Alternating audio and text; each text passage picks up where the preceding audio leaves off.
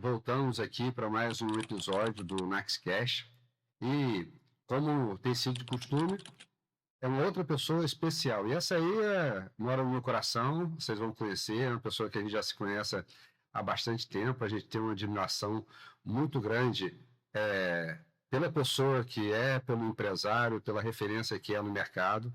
E é um prazer, meu amigo Felipe Barros, está aqui conosco, cara. Seja bem-vindo. Obrigado, Alexandre. Seja bem-vindo ao nosso espaço aqui, a gente trocar essa ideia aqui um pouquinho, quer compartilhar um pouquinho da sua vida conosco, e eu estou certo que vai ser muito bom. A gente já estava ensaiando isso há um tempão, né? Sim. Aí não consegue a agenda de um, de outro, e aí, assim, graças a Deus que hoje caiu um toró danado, mas mesmo assim estamos aqui, né, cara?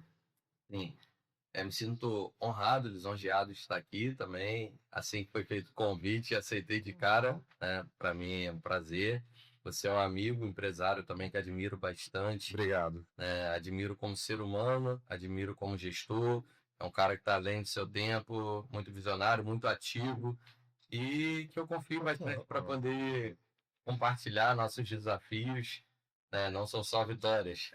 Então, Muitas dificuldades também. claro. Então é bom contar com você também como amigo, uma pessoa experiente, de vida e como profissional para poder compartilhar muitas coisas. E a ideia é ir refletindo bastante. Andei durante um tempo participando de muitos eventos, assim, podcast, palestras, momentos. Eu sumi e fiz essa reflexão porque eu iria, né, no podcast, já que eu evito muitos momentos como esse. Eu acho que estou aqui realmente de coração aberto para poder compartilhar de forma muito tranquila, transparente, coisas que poderão agregar e fazer diferença na vida das pessoas, né? Entendo que é a proposta. É a proposta, é isso mesmo. Do podcast. Então, estou aqui para poder contribuir. Se puder contribuir alguma coisa, falando sobre não somente sucesso, mas desafios e alguns ensinamentos, algumas experiências.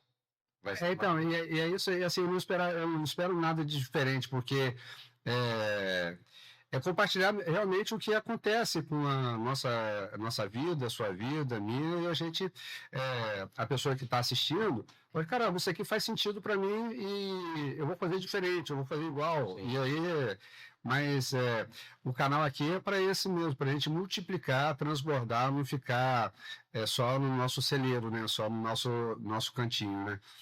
Eu falo que assim, o empresário é muito solitário.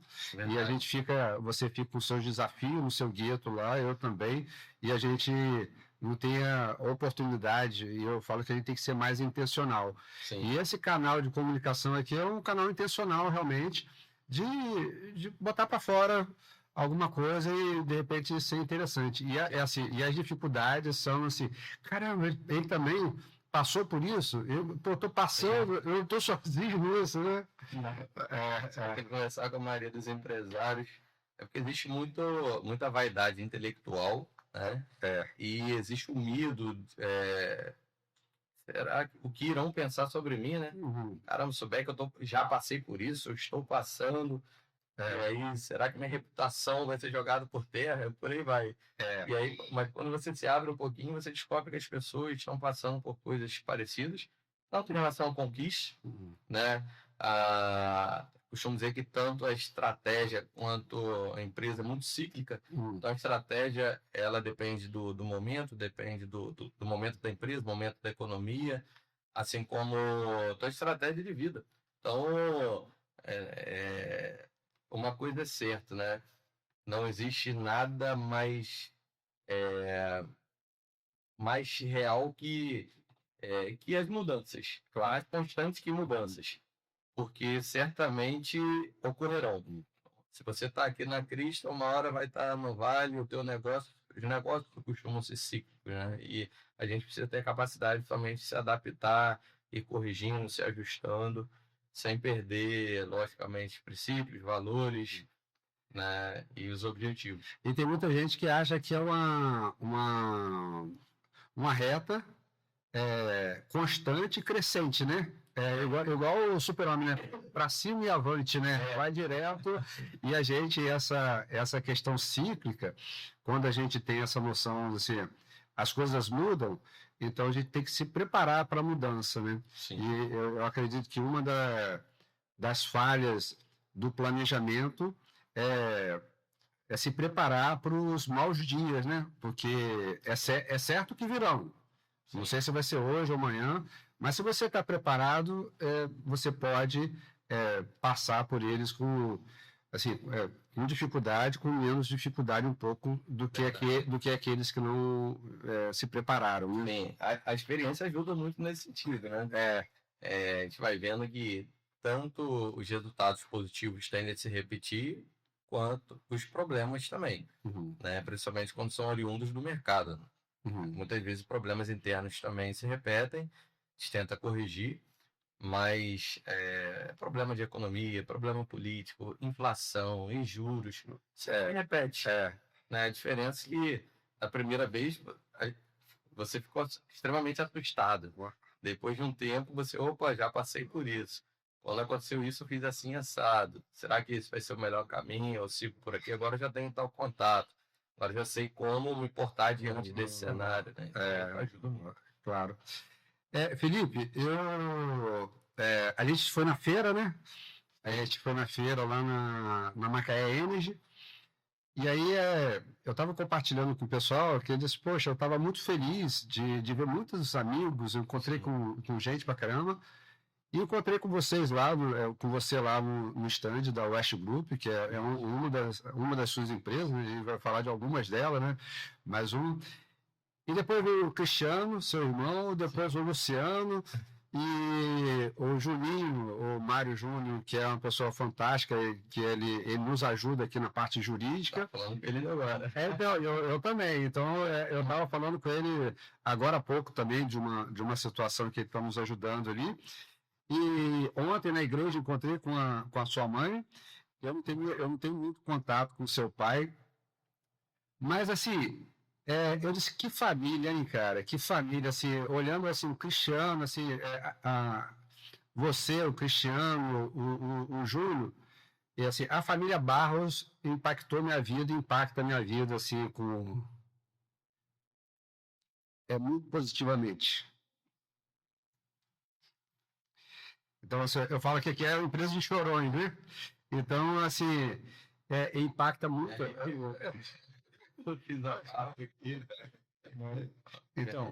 Então, impacta muito positivamente. Grande.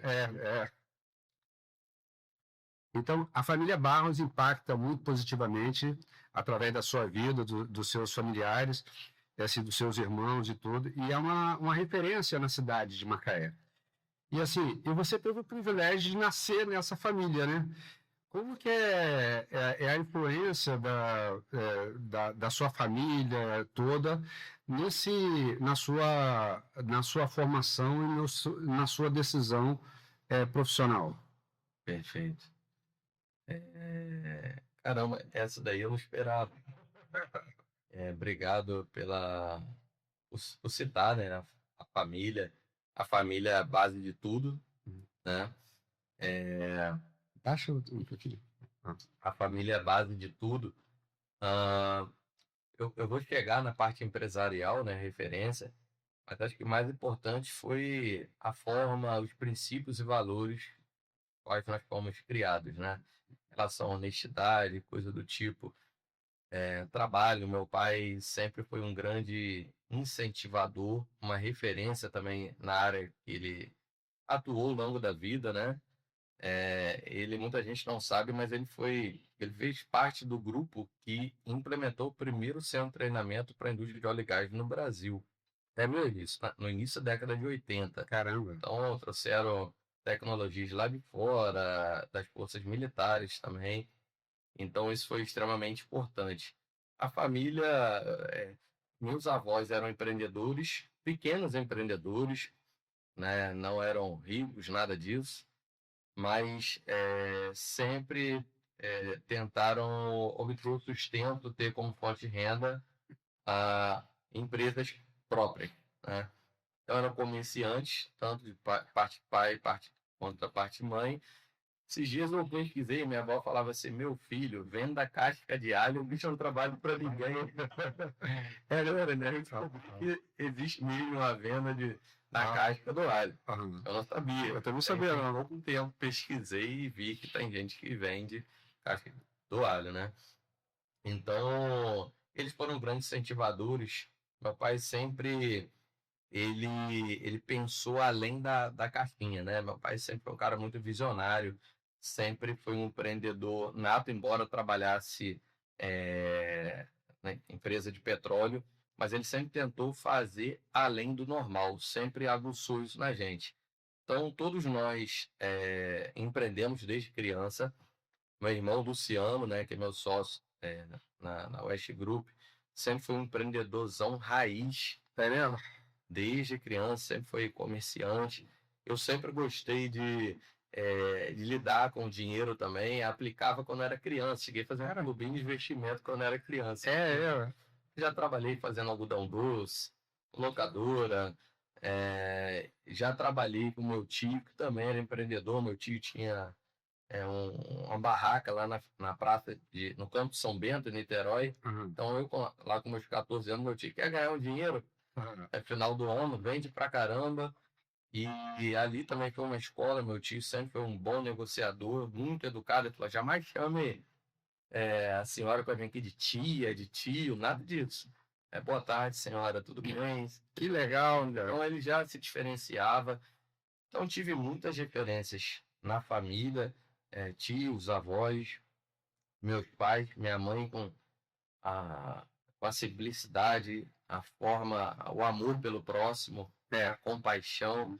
Então, sempre foi uma referência para mim. Eu sou cristão, então sempre foi uma referência como cristã, uma pessoa que sempre orou pelos nossos negócios, pediu a Deus sabedoria, proteção, né? Porque quando você tem uma empresa, principalmente no Brasil, que embora seja um país maravilhoso, também de oportunidade, é um país que o ambiente é extremamente complexo. Claro. E existem, infelizmente, muitas pessoas também ruins, né? Que não ficam felizes com o seu sucesso. Eu vejo isso na internet, como que as pessoas celebram com a derrota do empresário, né? Mas também existem muitas pessoas maravilhosas que vibram com o nosso sucesso. Claro. Realmente tem alegria, quer conectar, quer gerar oportunidade, que vibra. A coisa mais linda, a homenagem que você acabou fazendo aqui. Eu vou concentrar aqui para não me emocionar também. Então, fazer diferença na vida das pessoas, acho que é essa situação, porque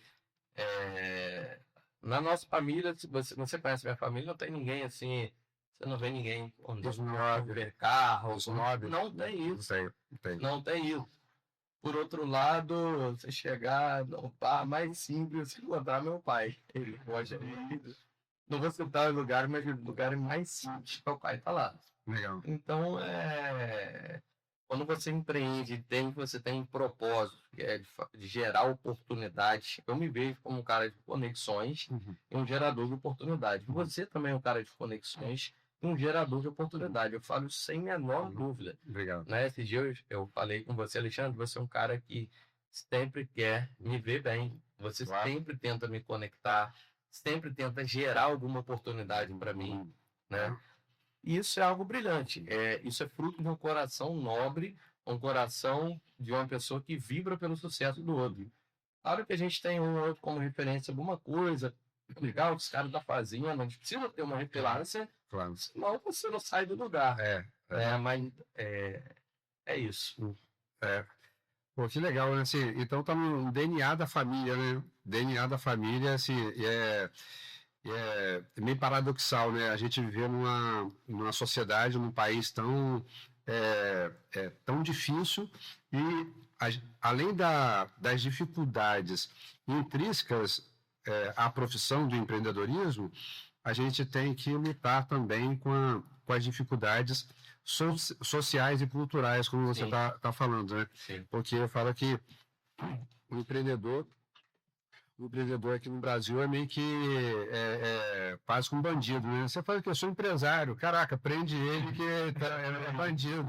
Ah, tá se dando bem porque tá vendendo coisa ilícita e tudo e tal. Então, isso aí, a gente, com pessoas, tanto físicas e jurídicas sérias, e a gente pode compartilhar um pouco de uma outra visão, né? Sim.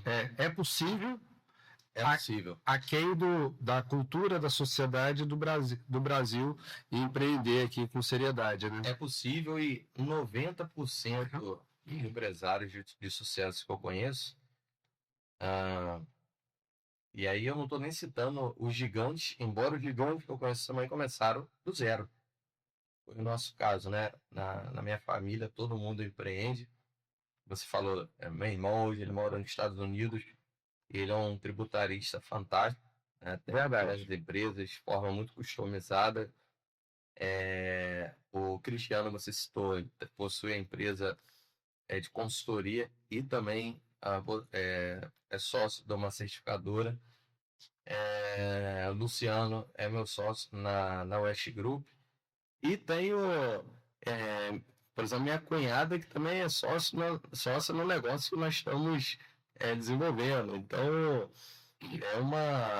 é uma galera que resolveu empreender. Que bacana. Fazer diferença. O empreendedor não é melhor que ninguém, né? E nem pior. É claro.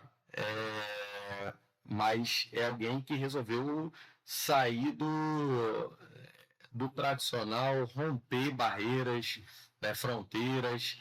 Costumo dizer que o empreendedor ele precisa ter um pouco de loucura também, né? É o cara mais otimista do mundo. Se você olhar os números, juros, taxa Selic, o Brasil vai explodir. Você nem sai de casa. Não sai. E aí, embora você tenha que olhar também, claro, né? Claro. Mas o empreendedor, ele acredita ou vê oportunidade onde ninguém está enxergando.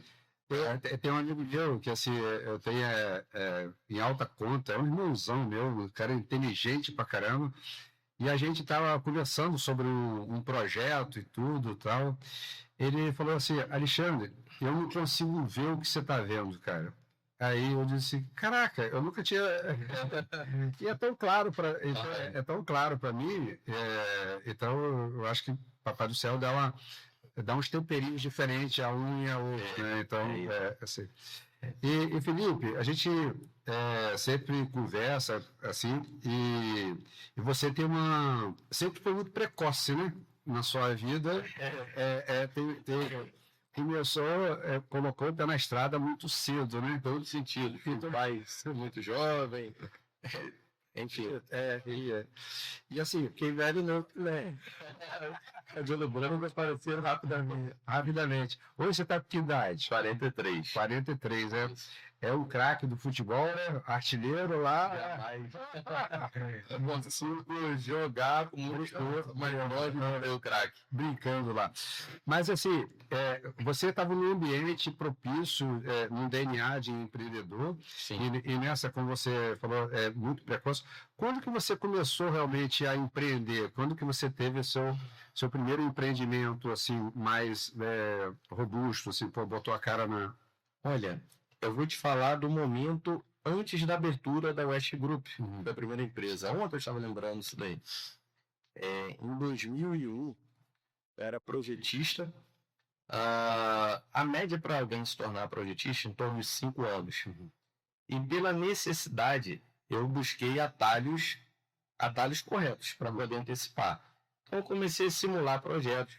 Eu lembro, eu tive um grande mentor, tive muitos mentores ao longo da vida, mas na área de projeto, o projetista Paulo Roberto da Silva. E o Paulo, uma vez cheguei, Paulo, para ser projetista, o mundo do projeto é muito grande. Projetista, instrumentação, o que eu preciso, cara? Quais são os documentos que eu preciso dominar? Aí ele começou a listar e tal. Eu comecei, quando eu estava com baixa de serviço, eu comecei a simular projetos. E montei um book. Eu imprimi documentos, tudo em A4.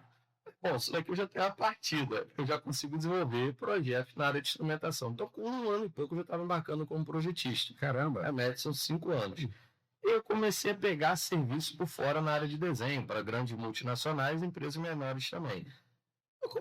E com o passar do tempo, eu já estava ganhando mais como pegando serviço por fora e como projetista, né?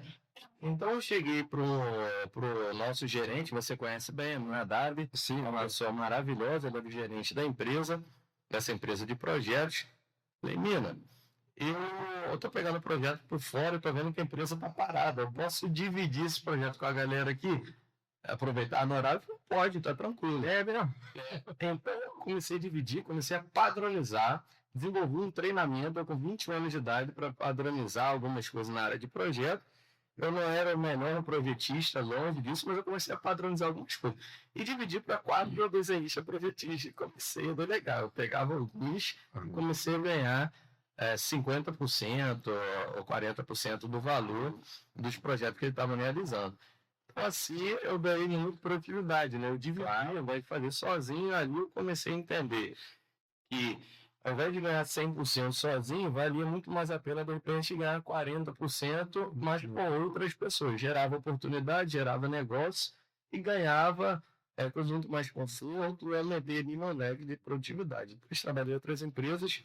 Em 2004, aí eu me formei, já era técnico em eletromecânica, segurança do trabalho, já era projetista, estava iniciando engenharia. E meu irmão, ele já, como te disse, ele já trabalhava nessa área. O Luciano era empreendedor, mas estava trabalhando numa empresa de treinamentos. Meu pai inseriu a gente nessa área, meu pai inseriu meu irmão nessa empresa, me inseriu, foi ele que me trouxe essas demandas também. Legal. De projetos, ou a maioria delas. E aí eles me chamaram para poder fazer parte da sociedade da West Group. Na época ainda era WET. WET. E aí na primeira reunião, meu pai, vamos colocar o S de Safety. E aí, pô, seria legal onde pode encaixar o West. Beleza, começou com o West Training, depois eu sugeri que mudasse para o West Group. Porque o Group, ele traria muito mais solidez, daria uma ideia de uma corporação mais sólida. E dava muitas roads, conglomerados, né, os grupos empresariais, eu entendi que aquilo traria algo mais sólido, iria fortalecer.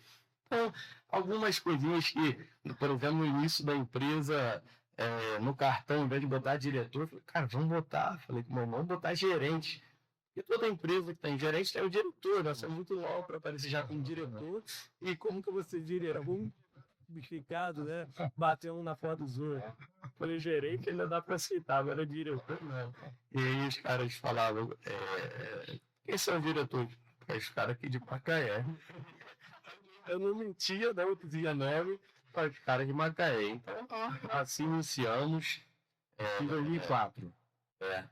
Em setembro começaram as conversas, 1º de outubro iniciamos, 14 de outubro de 2004 iniciamos o CNPJ da West Group. Que bacana, cara. E quem que fazia parte da sociedade? Você e seus irmãos? Eu, Luciano e o meu pai. Entendi.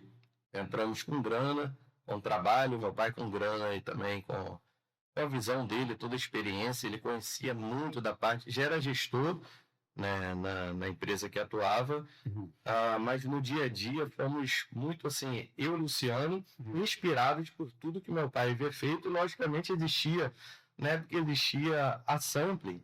Claro, você lembra? Eu moro no bairro onde era, no Jardim Guanabara ali, onde era assim. Então foi a nossa primeira referência. Né? E começamos a estudar a empresa de fora, é importante assim, logicamente, ao longo da trajetória, você vai criando tecnologias, mas a gente também vai adaptando, vai trazendo coisas de fora. Nós não inventamos uma empresa de treinamento, né? Nós tínhamos como referência a Sampling e sabíamos que poderíamos superar. Naquele início, era praticamente impossível, né? Que estava onde estamos, líderes assim, absoluto. Né? Eu lembro, Alexandre, eu era abusado mais ou menos em 2007. Posso falar, a empresa hoje não funciona aqui e o principal proprietário na época da Sampling, hoje também considero como um amigo na área empresarial. Em 2007 eu cheguei para o meu pai e para o meu irmão e falei, cara, vamos tentar fazer uma fusão com a Sampling. É mesmo? Estávamos para construir o centro de treinamento, falei, aqueles 2 centros de treinamentos grandes, já tinha uma outra, né, de outra empresa, falei, para que ter 3 centros de treinamento, se podemos ter um só, usufruir, eles pegam aqui esse mercado, a gente pega o outro e coisa do tipo. Então, fomos para a reunião, eu fiz uma projeção, né, eu avaliei a taxa de crescimento deles, baseada nas informações que eu tinha, e a nossa taxa de crescimento, e comparei, né, fiz uma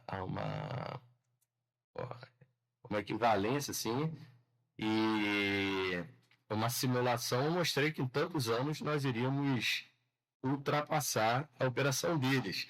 Aí foi quase uma tromba, né? Você chegar para o cara que era um vídeo, assim, a gente faturava 10% do valor deles, né? E aí eles foram bem educados. Talvez, assim, ninguém tava vendo, eu falei, rapaz, o moleque lá, você é abusado, né? Tinha ali uns 23, 24 anos. Mas foram bem educados. Falaram, Felipe, não é o momento, vamos analisando e tal. E eu falei, a gente vai ultrapassar vocês aqui, vai fazer assim, assado, lá na frente, e vocês vão perder muito mercado, né? E eu não sabia que aconteceria até algo maior. Nos chamamos líderes de mercado e eles acabaram fechando, infelizmente, né? Eu fiquei muito triste, né? Assim, experiência para alguém, sendo bem honesto, em muitos aspectos, tinha muitas coisas positivas, certamente alguns pontos de melhoria, senão eu não quebraria. Então, eu fico muito triste quando uma empresa fecha. Assim, claro que tem questões externas e questões internas, como você começou falando, né? E as questões internas, muitas das vezes, se não são bem tratadas, elas impactam e chega a esse fato de fechar uma empresa e tantas pessoas que são demitidas, impactam famílias e tudo, tal, negativamente, né? A gente fica muito, muito triste. E vocês, hoje, depois de 20 e poucos anos, né? Sim. Vocês continuam sendo... Está no topo aí da liderança, né? Sim. E temos um grande competidor, não tem problema de falar, que é a Relion, né? O nosso grande competidor aqui. E hoje, assim, foi um desafio chegar a ter essa participação de mercado. Como disse, no primeiro momento, a Sampler era a empresa de referência, depois a Nutec foi a empresa a ser batida, e fica nessa troca. Em alguns momentos superamos alguns produtos também. Claro. E como vocês estavam começando lá na feira, eu também conheci uma outra empresa e revi outras também pequenas comparadas a vocês, que estão entrando no mercado. Antes não tinha, era vocês, a Sample e eu acho que era a antiga Falcon do Tech, né? Primeiro era HSE com a Sample, e não tinha mais outras. Bem pequenas, não conseguiram desenvolver. E como é que você vê esses novos entrantes aí no mercado? Você acha que assim, a concorrência, claro que seria muito bom nadar sozinho, né? Nadar sozinho. Mas qual é o ponto de atenção, o ponto que a gente tem que levar em consideração esse aspecto tão crucial para o empreendedorismo? Concorrência. Tem muita gente que fala assim, o concorrente está colocando 10, coloca 100, eu vou botar 99. Aí vem outro, bota 98 e tal, isso aqui. Como que você lida com isso? Novos entrantes, concorrência, posicionamento. Concorrente é bom, é ruim? O que você acha disso? É uma pergunta extremamente importante, né? E a gente vê no mercado, todo mundo fala assim, concorrência é muito bom. Não, bom seria estar sozinho no mercado, né? Vocês não deram, né? Mas a concorrência, ela é importante. Primeiro, ela te tira da zona de conforto. A gente gosta de brigar, o empreendedor, naturalmente, ele é expansionista e ele gosta de competir, né? A gente gosta de competir, gosta de saber, estamos ocupando o primeiro lugar em tal região, nessa daqui ultrapassamos no faturamento, na quantidade de alunos, número de empresas. Eu penso sobre o concorrente o seguinte, tem essa questão da importância que nos desafia, nos tira da zona de conforto, Mas eu tenho um cuidado muito grande. Primeiro, eu não quero acreditar nunca que a concorrência ela é irrelevante. Eu já ouvi isso de algumas pessoas, não, concorrente tal irrelevante. Não. Primeiro que a gente consegue aprender com as menores empresas e também as grandes. Eu procuro olhar muito além do meu setor. Quantas vezes eu fui dentro da Gerdau, dentro da WEG, dentro da Google, estudava empresas japonesas para ver o modelo, empresa alemã, dentro da Siemens, dentro do Walmart, dentro de... O que eu já pesquisei, eu assinava a revista Exame, entrava no site, no início não tinha muita fonte, né? Então, o plano é o seguinte, a gente não pode ter foco no concorrente, mas a gente não pode perder de vista. Claro. Aquele que está pequeno hoje pode se tornar grande lá na frente, nós começamos pequenos. Claro. Né? Eu e meu irmão, a gente ficava até altas horas da noite furando a apostila e colocando a espiralzinha, apostila por apostila. Limpava, varria. E fazia tudo isso, cara. Hoje, quando a gente entra lá onde o colaborador, às vezes, infelizmente, a empresa cresce tanto, a gente não sabe, às vezes, o nome, gostaria de saber, o cara não tem noção que, olha, assim, parece que a empresa caiu, né? Demos sorte, mas foram noites sem dormir, madrugada, às vezes preocupado, caramba, como solucionar, como entrar naquele cliente que tem querendo te ouvir. Né? Eu lembro, meu irmão dirigindo, eu ia batendo em porta, cada empresa, na época não tinha esse e-mail. Não, era batia. Só de sapato, né? Tudo bem, segurança, fulano. Meu nome é Felipe, da empresa West e tal, nós poderíamos passar o contato, às vezes o cara era misericordioso, passava o contato, o outro já liga para tal número e tal, se ligava e assim fomos construindo um relacionamento, participando de muitos eventos, investindo, né? Então, assim, eu era esse pequeno concorrente. Claro. Nos tornamos grandes hoje, mas assim, a gente precisa estar sempre de olho, tanto para aprender ou para bloquear. Esse cara está crescendo aqui, o que eu posso fazer para poder bloquear? Lógico que a gente não quer brigar com todo mundo, né? Claro. Eu gosto muito de dar esse exemplo da Ferrari. A Ferrari não quer vender para o cara... não quer vender a quantidade de Volkswagen, por exemplo. Não quer. Ele tem um público dele específico. E nenhum dos dois estão errados. Volkswagen, Fiat. Inclusive, a Ferrari é do mesmo grupo da Fiat, mas a Fiat tem um público e a Ferrari tem outro. Totalmente diferente, né? Então, essa questão do posicionamento é extremamente importante. Em algum momento você vai entrar pelo preço. E não tem jeito, cara. Os chineses fizeram isso, né? Os japoneses fizeram lá atrás e os chineses. Você comprava o produto chinês pelo preço. Agora você já está começando a comprar pela qualidade. E aí eu vi uma entrevista com o presidente da Ford, americano, ele tem aquele orgulho todo. Falou, cara, a China está 10 anos de nossa frente em relação à indústria automobilística.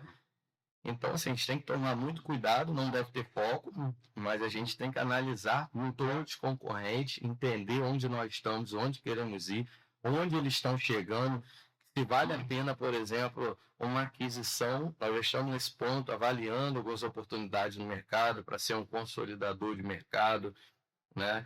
Tem que estar sempre inovando, um passo à frente. A West sempre foi conhecida por uma empresa que esteve sempre na vanguarda, né? E tenta reproduzir nos outros negócios também. Então, nós fomos pioneiros em muitas coisas, muitas, né? Como, por exemplo, fomos a primeira empresa de treinamentos industriais certificada ISO 9001. Aí poderia ser só uma operação, certificamos também a área de projetos. E trouxemos muitos cursos, fomos pioneiros. Fomos a primeira empresa a vender pessoa física. Talvez tenha sido um erro da Sampra, só vendia para a empresa. Só para pessoa física.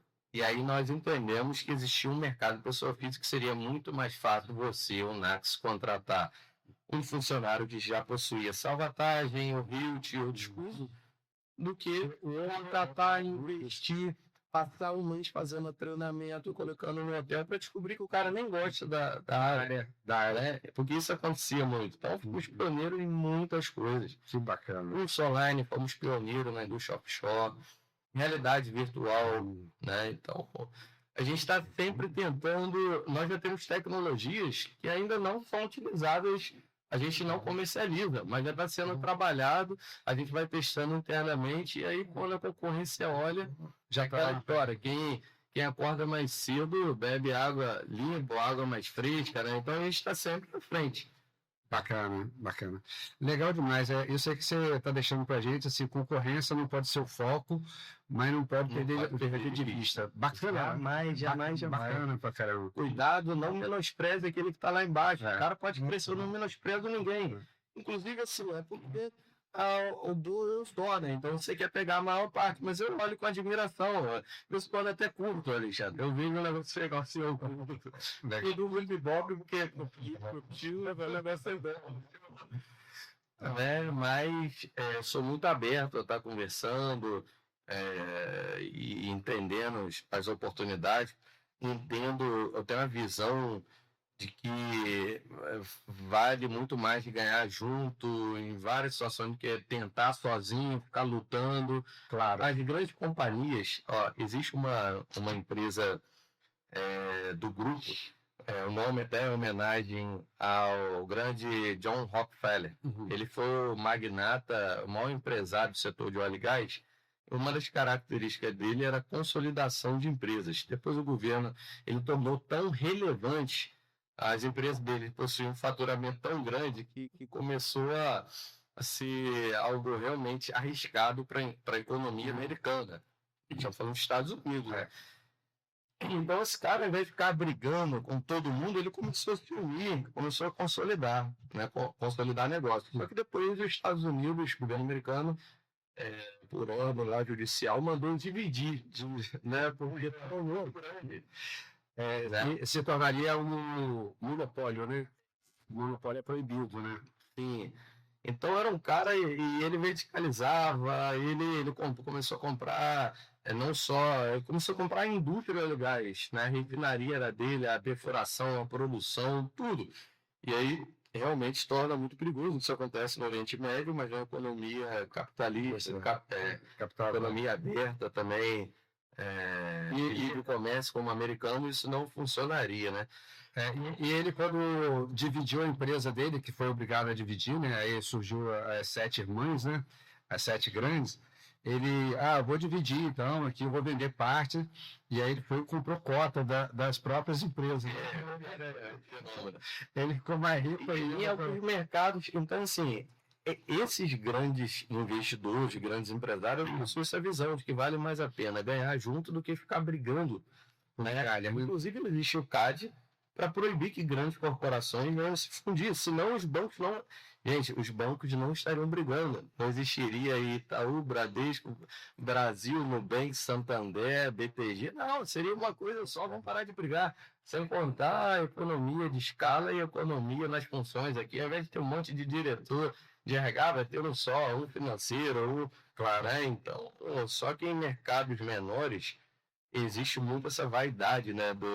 O cara, não, eu quero te ganhar, é minha empresa, E você vê vários ativos ociosos, poderia ter um só, utilizando o máximo possível, né? Maximizando o resultado. Não, você tem vários ativos, vários centros de treinamento, vários prédios e por aí vai. Não, bacana demais, cara.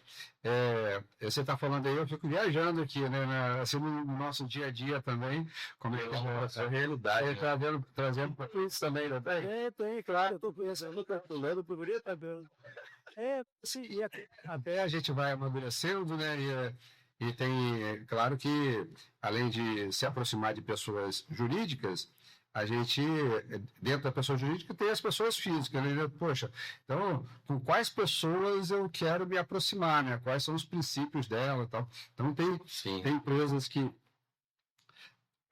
daqui da região e fora daqui, que eu já conheço os fundadores e tudo, e que eles rodam, viram, poxa, vamos nos aproximar, vamos fazer parceria. No final, quando senta na mesa, é difícil dos caras abrirem números, tem medo, Tem essa. E aí o mercado americano, nesse sentido, ele é extremamente mais maduro. Basta ver a quantidade de pessoas que investem na Bolsa de Valores, lá mais 60% da população, aqui 3%, 4%. A gente está muito engatinhando. Então, especulativa, né, no curto prazo. Lá os caras querem realmente ser...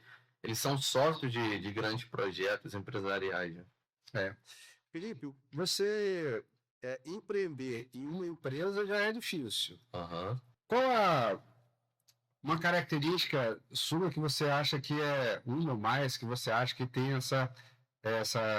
que propicia essa capacidade de você investir e empreender em várias empresas? Isso tem a ver com como eu enxergo o ser humano. Eu não gosto de criar rótulos ou enclausurar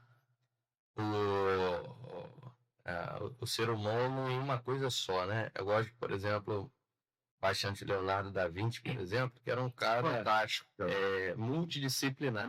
E eu acho que eu sou um cara multidisciplinar.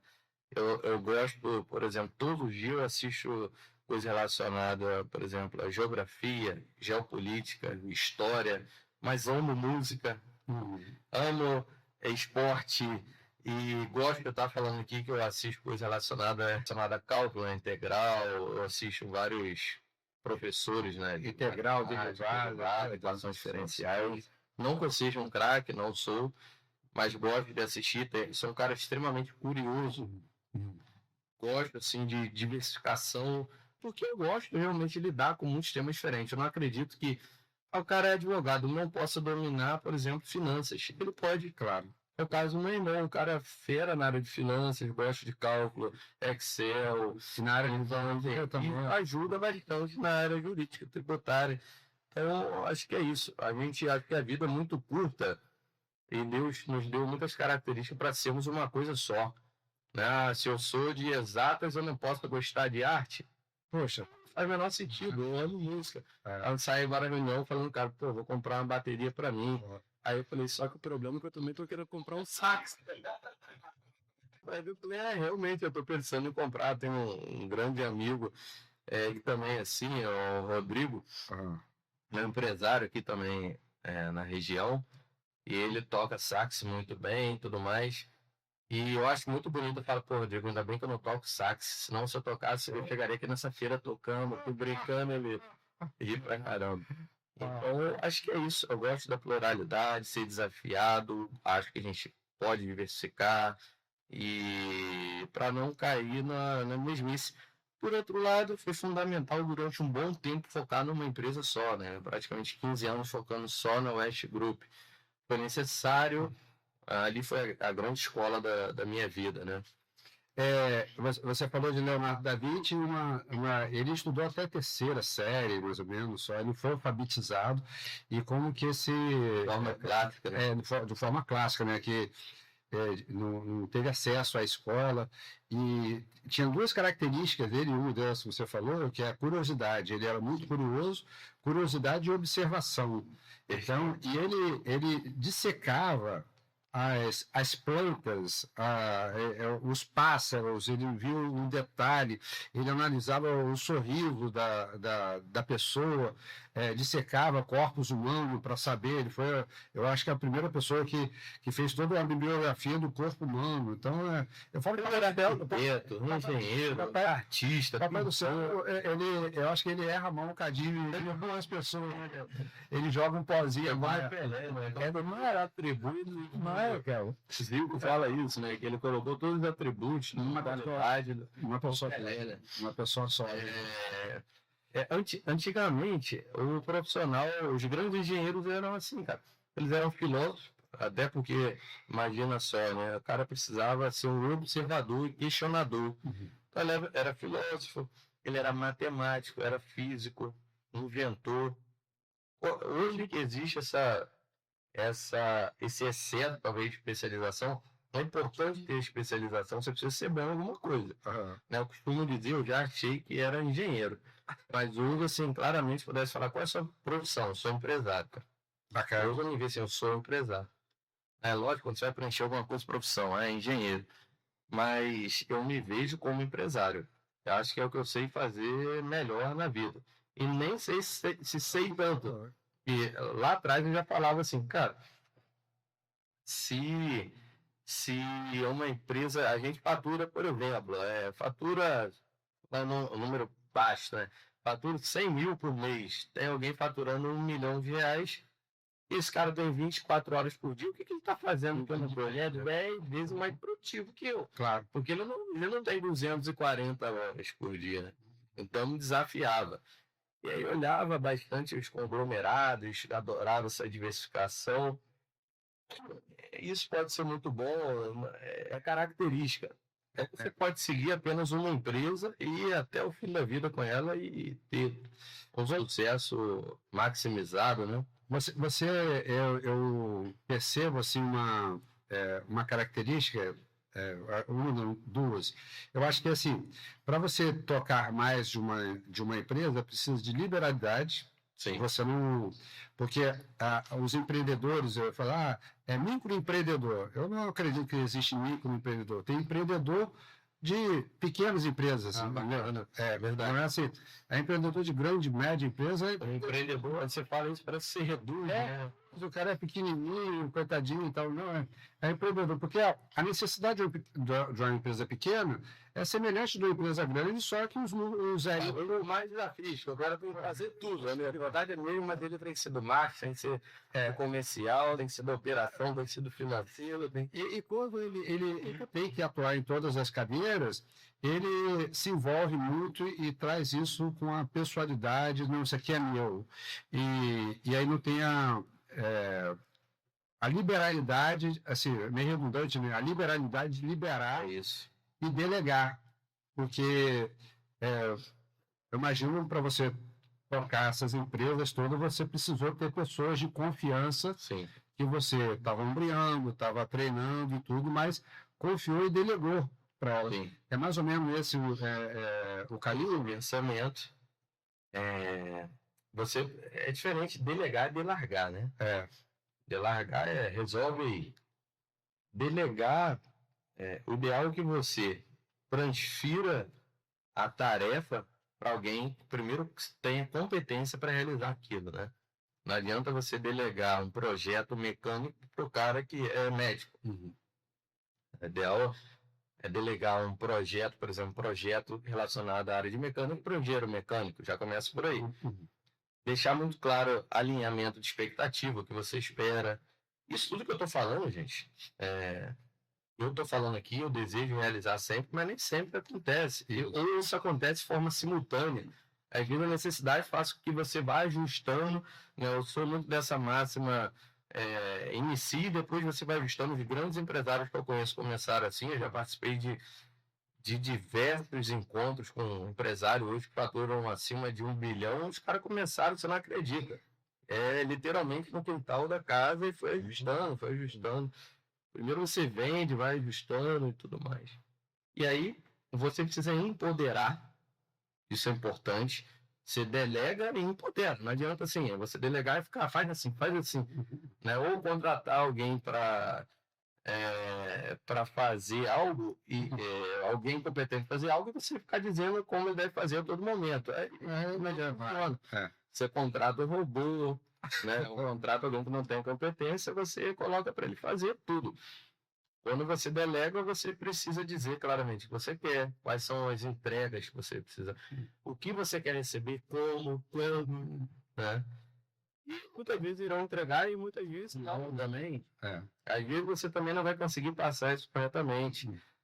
Eu gostava muito do modelo de gestão do Jack Welch. Ele foi considerado o CEO do século XX. Ele criou o conglomerado da General Electric. E ele tinha essa filosofia, né?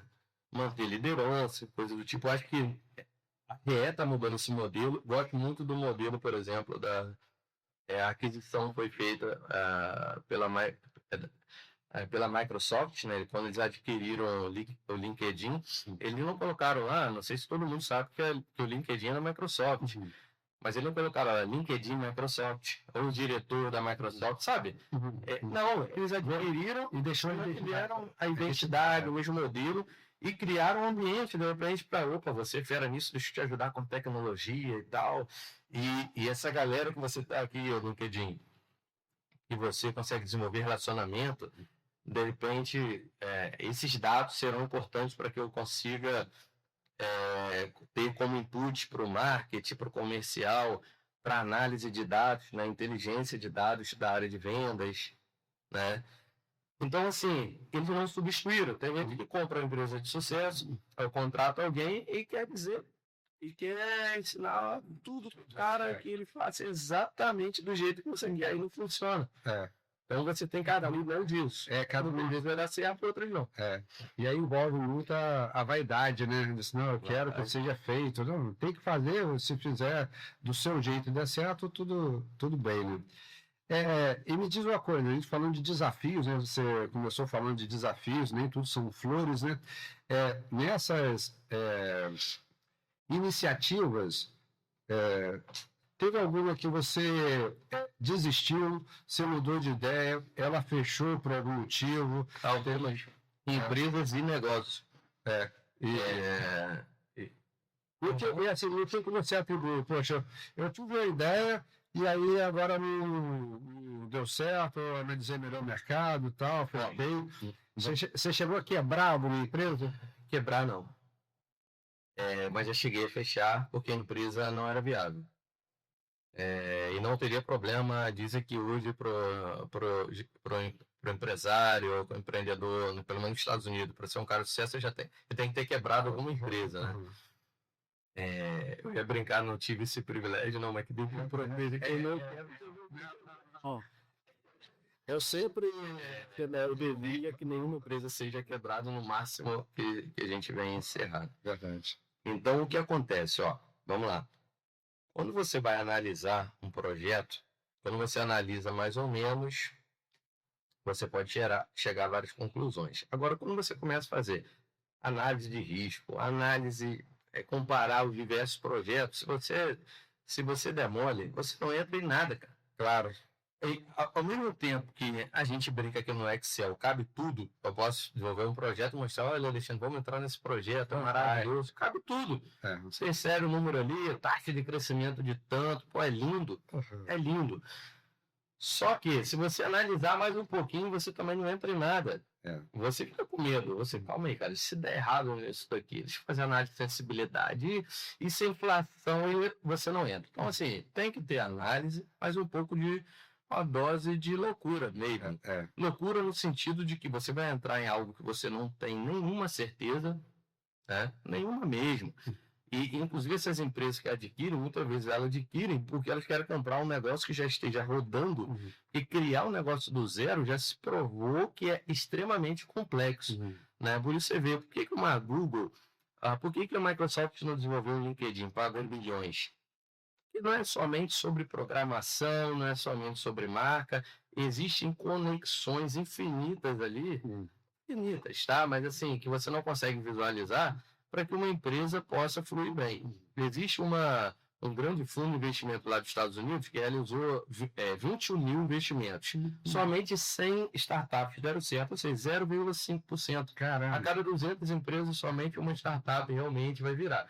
Ou seja, é loucura. Eu vou investir uma, por que eu vou investir uma vai dar certo se você probabilidade de 200 para dar certo? Startup. Então, assim, eu já investi em startup que não deu certo. Investi numa empresa de São Paulo, uma food tech.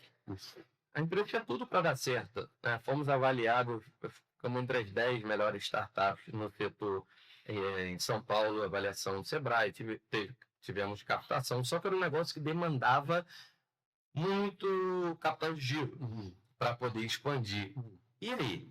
Se não entra novos investidores, o negócio acaba. Claro. E aí, vale a pena continuar aportando? Então, esse foi o negócio. Investimos no próprio setor de educação, investimos numa escola técnica. Vimos que não era o nosso negócio, conseguimos vender. Tá? Aí conseguimos vender, ok. Então, assim, existem negócios que você inicia, você precisa sentir o mercado, porque treino é treino, jogo é jogo. Claro. Ao mesmo tempo que o Excel cabe tudo, se você analisa muito, você também não entra, então você tem que ter um pouco de loucura. Você entra, mas quando você entra, Eu desenvolvi um produto, inventei produto, não, eu deixei no mercado. Falei, vou implementar esse produto que é interessante. E, de fato, consegui uma quantidade muito grande de clientes. Mas quando eu comecei a operar, eu falei, cara, esse produto ele não dá dinheiro. Ele me dá trabalho, eu gasto energia, mas não vale a pena. Assim, você tem que ter humildade para voltar. Você pegou um trem, cara, para um lugar, você descobriu que está indo para a rota errada, dessa da mais rápido possível. Na próxima estação, na próxima estação, porque isso vai acontecer. Não é uma, não são duas, três, vão acontecer várias vezes ao longo da vida. Então, assim, a escolha errada de produto, de colaborador, isso acontece.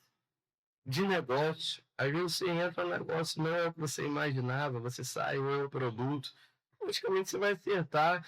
A ideia é que você acerte mais do que você é. Né? Quantas empresas você pegar, não lembro agora de cabeça, mas já fiz essa análise, todas essas empresas gigantes, até da área de tecnologia, que os caras possuem todos os dados do mundo, os caras já perderam bilhões e bilhões de empresas que deram errado. E outra que existe negócio, é como jogador de futebol. Quantos craques nós já vimos performando num time e ele não performa no outro, né? Então tem isso.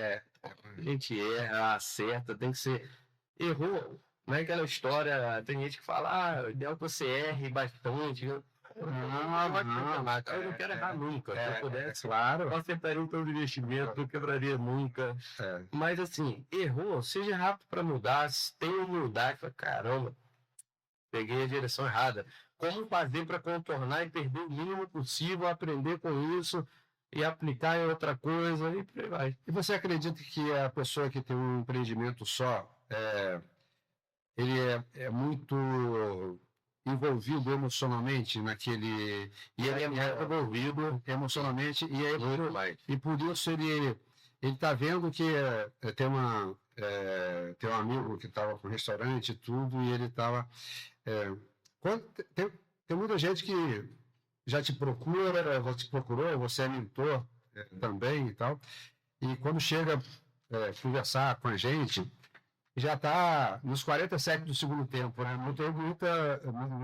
Já está no CTI, né? Já está no CTI. Não tem muita fórmula mágica, né? Porque tem um amigo, o Juliano, ele tinha uma agência de publicidade aqui. Aí depois ele passou, eu disse, Juliano, por que você passou a agência de publicidade? Não, Alexandre, o pessoal aqui do interior, ele chegava com R$100 e queria que eu resolvesse todos os problemas da empresa dele, cara, porque a questão de publicidade e marketing não é de uma hora para outra, tem toda a questão de posicionamento, de longo tempo. Então, as pessoas parece que ficam agarrados àquela empresa, tá vendo que está indo para o buraco e tudo, mas está tão emocionalmente envolvido que ela vai junto, né, cara? Isso é extremamente comum. Até porque existe um vínculo da imagem da empresa, do nome, com a pessoa. Né? Você tem o velho da Van, que era o Luciano Heng, com a Van. Né? Você tinha o Ricardo Nunes, do Ricardo Eletro. Isso. Principalmente com essas marcas onde você coloca o nome. Então, existe vaidade? Existe. Mas existe também essa questão do medo da sua biografia ser manchada. Verdade. Você ter quebrado uma empresa e para quebrar uma empresa tão simples, piscou as pessoas competentes que já quebraram, né? E a diferença é que o cara levantou e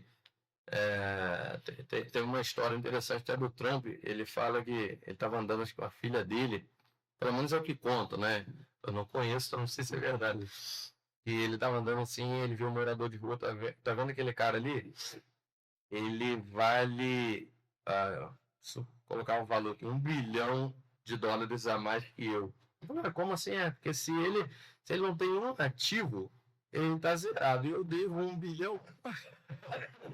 Então, assim, mas o cara soube se reinventar, tá? Entendi. Como empresário, tem um império lá no ramo imobiliário. Quando o cara tem um negócio só, empresa familiar, então, minha família, meu avô que montou, meu pai, então tem essa coisa da paixão também, né, pelo carinho com a marca. Eu acho extremamente perigoso quando você vincula no mundo da sua imagem, principalmente empresa que leva o nome. Todo amigo meu, quando vai abrir uma empresa, fala, quero botar o nome, vai, rapaz, não faz isso não. Primeiro que as pessoas confundem, você torna um personagem, né? As pessoas vinculam a empresa a você, se a empresa tem um problema, para você também teve. E a gente não tem essa capacidade de diferenciar. Embora a empresa, por exemplo, de capital fechado, a LTDA, deveria ficar com capital limitado ao capital social da empresa, no mundo real não é assim que funciona. Claro. Fora a imagem a pessoa confunde você com a empresa. Então, sim, a pessoa que tem somente uma empresa, ela tende a ter essa paixão. Isso depende da característica da pessoa também. Essa semana, comecei com um amigo, que ele é corretor.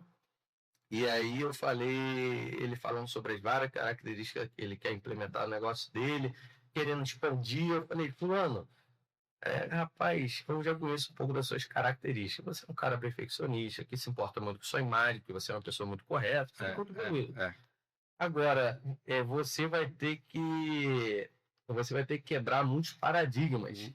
Porque você quer ser você quer ser o melhor corretor ou você quer ser um empresário do ramo imobiliário? Totalmente diferente. Aí ele falou, não, porque no negócio, eu falei, não, negócio, imagina o cara que opera, o cara tem uma clínica, ele tá ligando alguém que vai abrir a cabeça do outro, pô.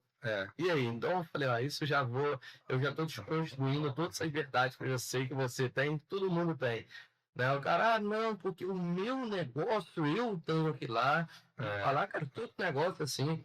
Imagina, o cara é médico, se você é dono de uma clínica, Redditor, alguém abrindo lá, operando o cérebro do outro. Olha que responsabilidade que está delegando para o médico. Então, e outra característica aqui no nosso país é que não é tão valorizada a formação de gestão. Então, quando você fala... você está estudando o quê? Eu estou estudando administração. Tá, eu não quero estudar, é vagabundo e tal.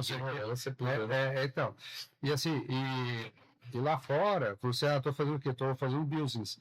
E é assim, uma outra perspectiva, né? E quando o outro convidado aqui, o Henrique, falou de ser... Quando ele falou que ele estava fazendo direito, aí depois ele mudou para administração, e ele é de Campos, e um colega, caraca, você está fazendo direito para administração, você é maluco e tal, não sei o quê. E o rapaz era arquiteto, depois, 5 anos depois, estava pedindo socorro a ele sobre questões de gestão, porque a empresa estava ruim. Então, esse colega, que eu sei que é em comum, que você está falando, demonstra que, assim, ele é uma falta de conhecimento na parte de gestão, mais em questões estratégicas, né? Então, mesmo que a gente tenha formação, você é engenheiro. Você sai da faculdade, você não é engenheiro, você tem um certificado de engenharia, mas você é um estudante foi um estudante. Você se torna engenheiro quando você vai para a prática mesmo, Então, essa parte de valorização do profissional, primeiro que as pessoas que estudam administração, muitas delas não gostam e eu não sei o que fazer, eu vou fazer administração, não valoriza. O problema não é o curso, muitas vezes as pessoas que fazem. Que não valoriza. Ela na dúvida, ela fala, vou fazer administração, porque eu vou ter uma graduação. Porque é uma graduação fantástica. A grade talvez seja mais completa para você gerir o negócio. O cara acha que eu vou fazer para trabalhar na área administrativa, ele não se vê como administrador. De empresas. Né? Amanhã mesmo eu tenho uma reunião com o filho de um casal amigo que é fantástico, ele está fazendo business lá nos Estados Unidos e ele está querendo fazer estágio. E quer conversar comigo, a gente já teve uma conversa rápida, e a primeira pergunta que assim, eu já fiz, botei ele para pensar, disse, você tem que decidir se você quer ser um administrador ou você quer ser um empreendedor. Porque, eu quero ser um administrador.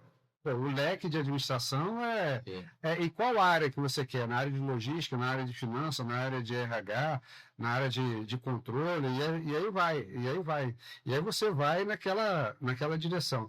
Quero ser um empreendedor. Aí a visão é outra também, então. Mas é outra conversa. Deixa eu voltar aqui. Lá na feira também eu encontrei com sua filha. E você começou com o seu pai, com o seu irmão, e você e tudo. O Brian, seu sobrinho, continua trabalhando lá também? Sim, Então, trabalhando. E como é que é? Ela ficou um tempo fora, ela é comunicativa pra caramba, sorridente e tal. E tio, beleza e tal. Não, estou aqui na Oeste também. Como é que é essa parte de sucessão?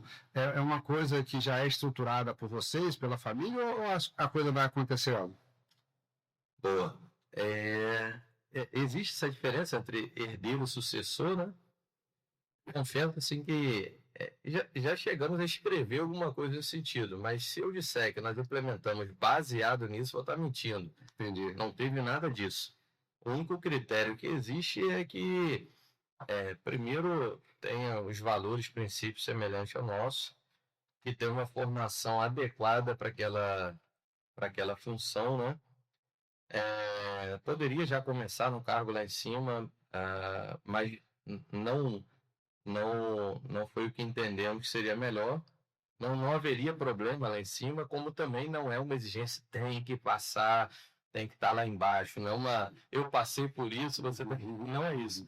Mas na área onde ela atua, onde o Brian atua também, foi importante iniciar em funções mais operacionais. Então,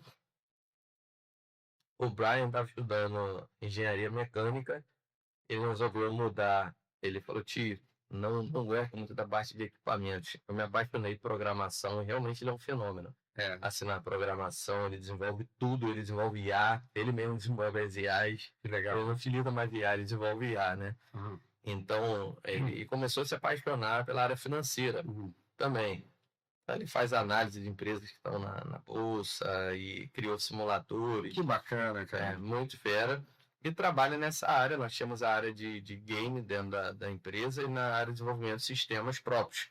Nós temos muitos sistemas próprios dentro da empresa, muitos módulos. Então, ele está concluindo essa parte de engenharia.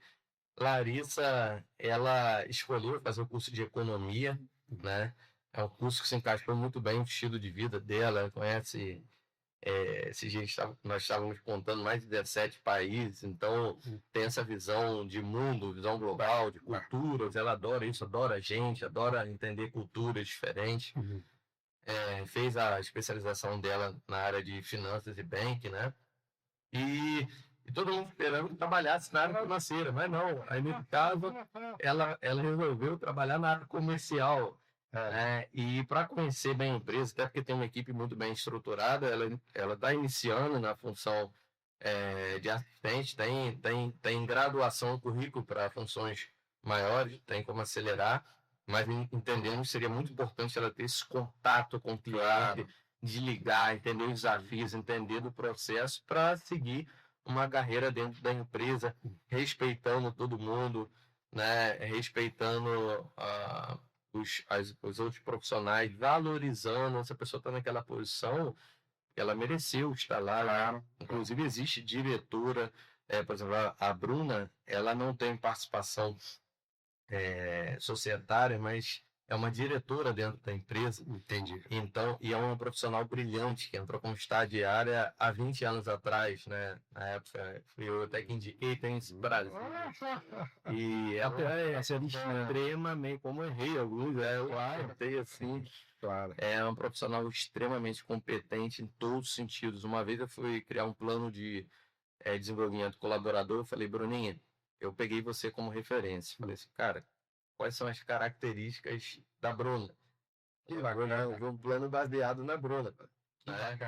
Então, eu desenvolvi nesse sentido. E aí tem outro sobrinho, Matheus, que também trabalha na área de games, extremamente inteligente, filho do meu outro irmão, que não trabalha diretamente na empresa, mas vai ser lá na frente um sucessor inteiro, né? Bacana demais. E é bacana, bacana. A minha esposa não trabalha, é uma administradora, você falou, uma administradora que gostou muito do curso que fez, não atua diretamente nas empresas, mas eu falo, você é minha grande conselheira e hoje muitas decisões difíceis eu compartilho com ela. E aí é um desafio, pensar como esposa, caramba, se der problema, né, tem que pegar aqui, já sei que ela fala, amor, segura, não abre mais empresa. Calma, fica preocupado. Eu fico buscando. Você mesmo vai encontrar, Alexandre, eu tô muito tranquilo, Alexandre. E tudo é verdade. Ele fala que eu tô tranquilo mesmo. Do tipo, caramba, não tem nada pra fazer. Tem que arranjar o problema. E de repente arruma um problema e depois fala como é que você tá, rapaz, que eu tô bom. E aí eu vou inventando essas coisas pelo desafio. É pelo desafio. Eu posso dizer por mim, não é por grana, até porque tem negócios que eu só estou colocando, estou na fase de projeto, só investindo. Né? Tem negócio que já traz retorno, tem outro que traz muito retorno, outro pouco, outro está sendo preparado para ser vendido, o outro está preparado. Então, assim, Cada um uma fase de maturidade, né? Totalmente. Felipe, quando a gente fala assim de empreender, a gente faz muitos investimentos, né? Então, tem investimentos que são olhos vistos. Você chega numa estrutura, se você vai na estrutura de vocês, da Acnor, a gente nem falou da Acnor ainda, né?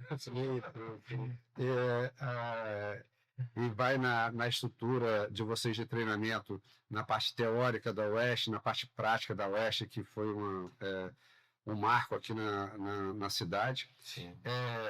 Isso aí dá para ver, é ativo, dá para ver. Sim. Mas tem investimentos que talvez sejam até mais caros, que são investimentos emocionais, entendeu? E como você, a gente é feito de emoções e tal. Sim. Como é que é pagar essa dívida, cara? Como é que não é fácil. Não é fácil, né? Alexandre, já passamos, acho que por todas as situações, deve existir alguma situação que não tenha passado, né? A vida é cheia de surpresa.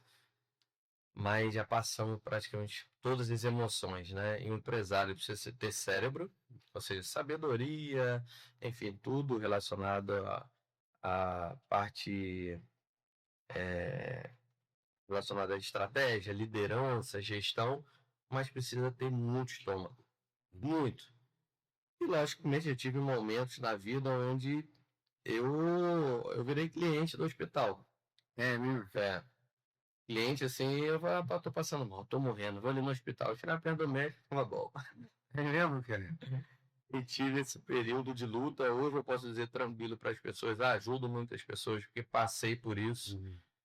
Foi um presente de Deus, né, passar por isso. E hoje poder também compartilhar com algumas pessoas. Mas precisa ter muito estômago.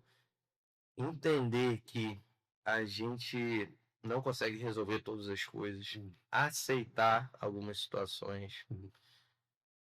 Ficar chateado, se possível, por minutos, no máximo um dia. Eu amo 2 versículos bíblicos e aplico na minha vida. Parece que Jesus fala comigo bem assim, Felipe, já basta o teu problema de cada dia, o mal de cada dia. E outro é o seguinte, as misericórdias de Deus se renovam a cada manhã. Né? Então eu acredito nisso e acontece quase sempre. Às vezes um dia, eu, caramba, né? Quando Deusinho, eu pinto o cérebro. Eu tenho até uma blusa, porque eu acordo todos os dias querendo dominar o mundo, cara. Eu falo assim, você tem que pensar, não tem que pensar e sonhar globalmente, mas agir localmente. Então, assim, aquele tri lá, o Jorge Paulo Lema fala muito sobre isso, né? Sonhar grande, sonhar pequeno dá o mesmo trabalho. Eles estão até passando agora por problemas lá na Americana. Americano, o brasileiro fica com sede. Viu, cara?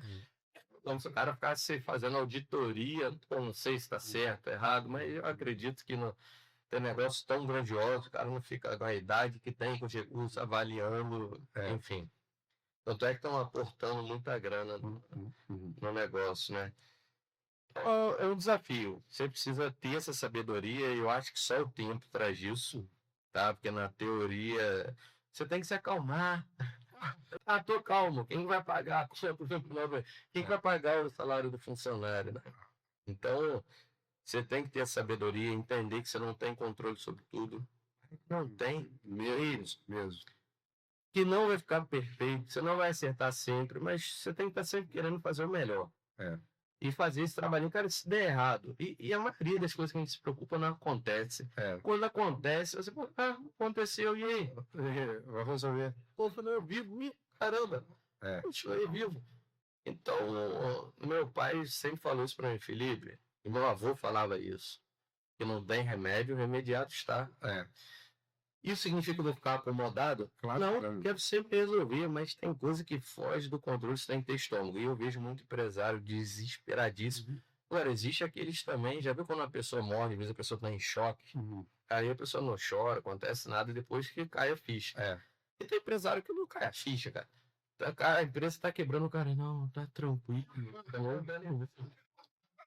Aí sabe que o caso próximo. Caso da pessoa maravilhosa. Tá tranquilo. Não, tá tranquilo. Eu demorei muito tempo para aprender isso. Você citou 2 versículos bíblicos, nós somos tementes a Deus, que no segundo ano do segundo grau, assim, meu pai já tinha falecido, eu tinha lá meus 15, 16 anos, eu não queria saber de estudo nem nada, mas eu percebi que eu disse, poxa, eu preciso estudar, que eu dependo só de mim e de Deus. E aí eu comecei a estudar naquele momento ali, e por muito tempo na minha vida, essa balança de depender de mim e de Deus, ele estava desequilibrado. Eu estava dependendo muito mais de mim. Eu trabalhar, usando os próprios braços e tal. E ao longo do tempo, eu vi claramente o cuidado de Deus em coisas humanamente impossíveis de ser resolvidos, e ele foi lá e resolveu. E aí foi uma vez, depois outra, e assim, eu aprendi a descansar em Deus. Então essa relação de saber que o Deus é misericordioso, que a misericórdia dele se renova a cada dia, e basta o mal de cada dia também. Sim. Ele está trabalhando por nós quando a gente está dormindo. Sim. Então, para os seus... Eu disse, caramba, quando eu aprendi então, quando ele está trabalhando por mim, quando eu estou dormindo, caramba. É fácil, né? Então, mas aí temos que lembrar. Temos que lembrar, porque a gente é falho, mas a gente só consegue isso quando a gente tem uma relação de proximidade. Sim. Porque se você me ligar, por exemplo, eu liguei, a gente entrou em contato, já estava falando, pô, vamos lá conversar? Você vem aqui, porque você confia em mim, eu confio em você também, a gente já tem uma relação, e não é de ontem, de amizade, de longa data. A mesma coisa acontece com Deus. E assim, para quem está nos assistindo, tem coisas que é humanamente impossível. Sim. E a gente tem que depositar, resolver isso, e aparece a solução. E assim, na mente, né? E tem coisas que é clara, rapaz. Eu vou contar só um episódio. Teve uma vez que eu estava numa crise, não tinha mais recursos, já tinha esgotado todas as fontes de recursos. Pandemia, o caramba 4, iniciando. Né? Aí recebo a ligação de um concorrente. Alexandre, tem uma empresa que eu peço serviço, que ela está precisando fazer um projeto, e eu estou sem máquina, equipamento. Você não pode fazer, não? Eu falei assim, como assim? É minha antiga pose, né? Ele, não, pode deixar, vou lá, vou quebrar. Deixa eu ver se eu vou quebrar seu galho. Ele, não faz isso mais, não.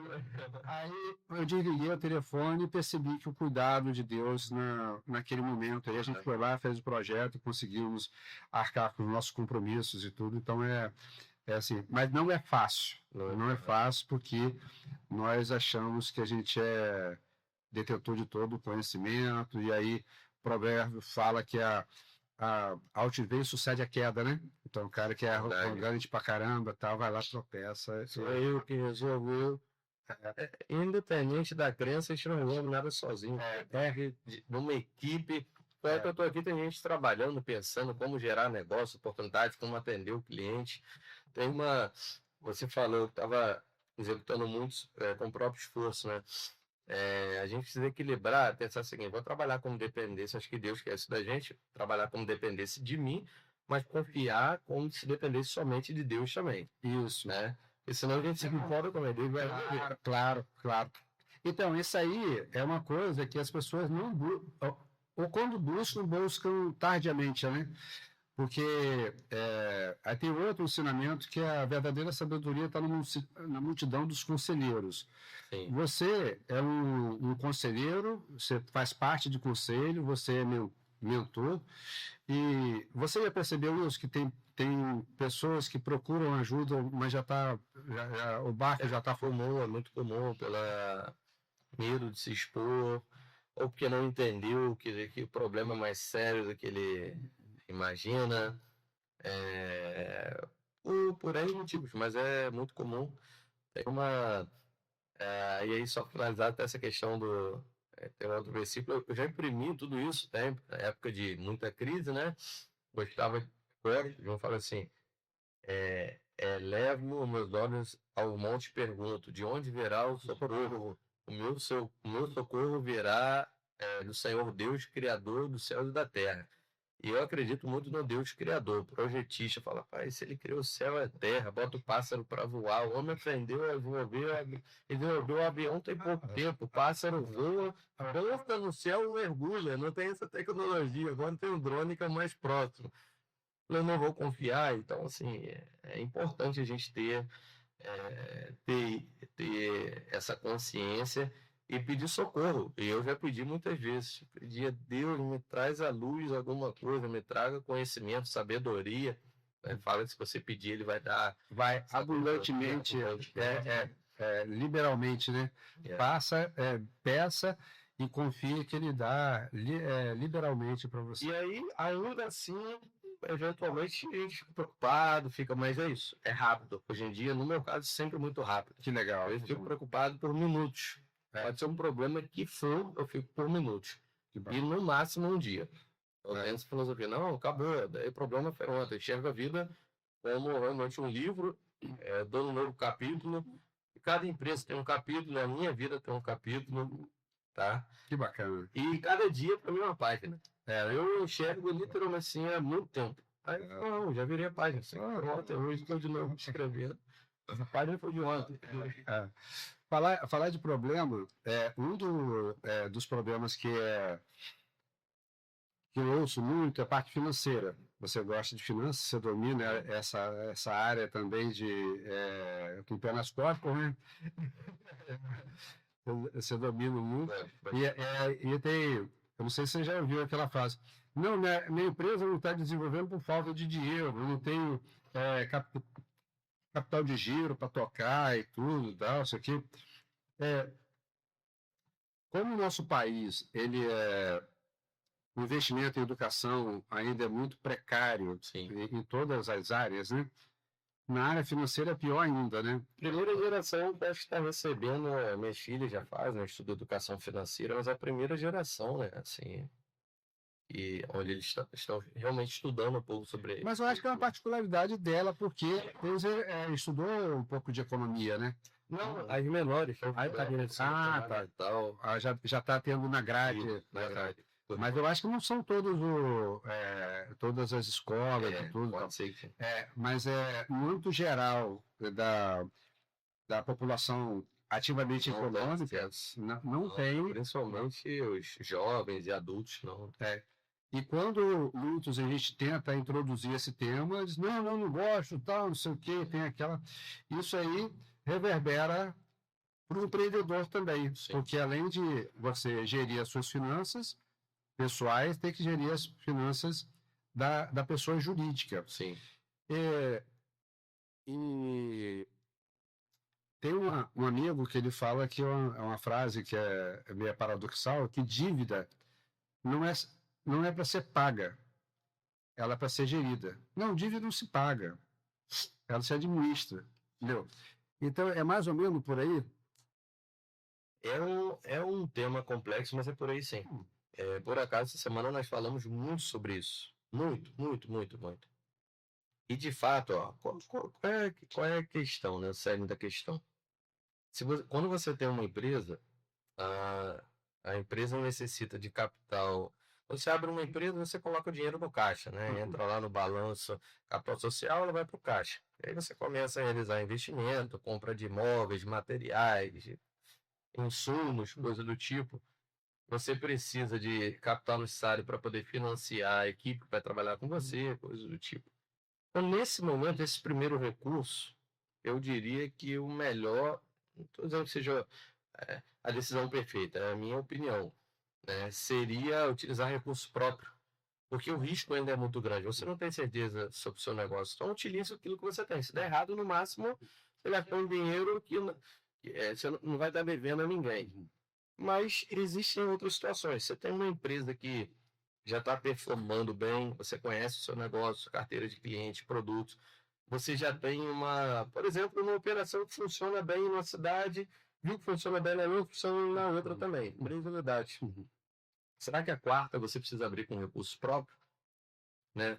Normalmente não, 100% das vezes, o custo de terceiros é mais barato o custo do banco do que o capital próprio, né? Por N motivos. Inclusive, se você quiser entrar como sócio do projeto, você vai querer ter um lucro maior do que o banco, por exemplo. Claro. Então, o ideal, existe o banco e o negócio do banco não é o seu negócio. O negócio dele é emprestar dinheiro, isso, ou viabilizar o seu negócio, ou pelo menos deveria ser, né? Então, logicamente que a taxa do Brasil ela é muito alta, é difícil ter um projeto que se mantenha de pé, né, com a taxa de juros atual, até porque você não paga somente os juros, você paga a parcela também, né, o PMT, a parcela mais juros, mas sim, o endividamento, você sabe que é um dos maiores, pelo menos saiu a notícia, um dos maiores devedores de tributos de São Paulo, o Banco Itaú. Banco Itaú, 19 bi. Caramba. Tá? Saiu notícia. Agora, eu posso te afirmar, porque está aberto se entrar lá na B3, você vai ver. A maioria das empresas, ou quase todas, possuem dívida bruta. Uma boa parte possui dívida líquida. E com uma relação de dívida líquida e EBITDA, dívida líquida é o seguinte: dívida bruta menos a disponibilidade da empresa, né? Caixa e equivalente de caixa. E quando você tem a dívida líquida positiva, significa que você mesmo tem a dívida bruta de 10 milhões, tem caixa equivalente de 6, então você tem a dívida líquida de 4. Né?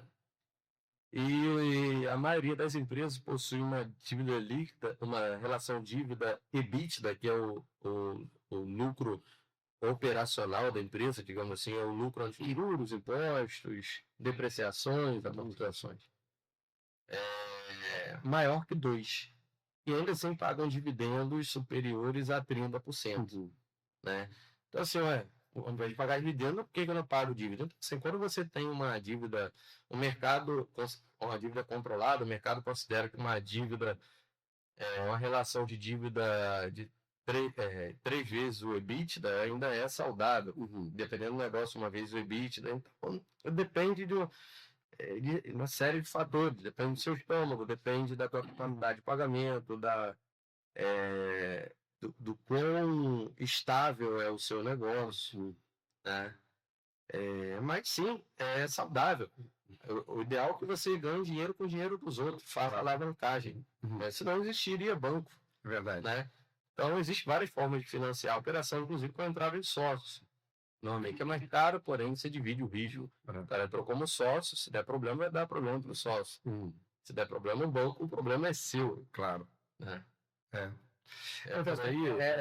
Claro que você está falando. A gente tem. A nossa audiência tem pessoas que são. Já estão na estrada há mais tempo, tem outros que estão começando e tal. Então, o que o Felipe trouxe aqui é um conceito chamado alavancagem.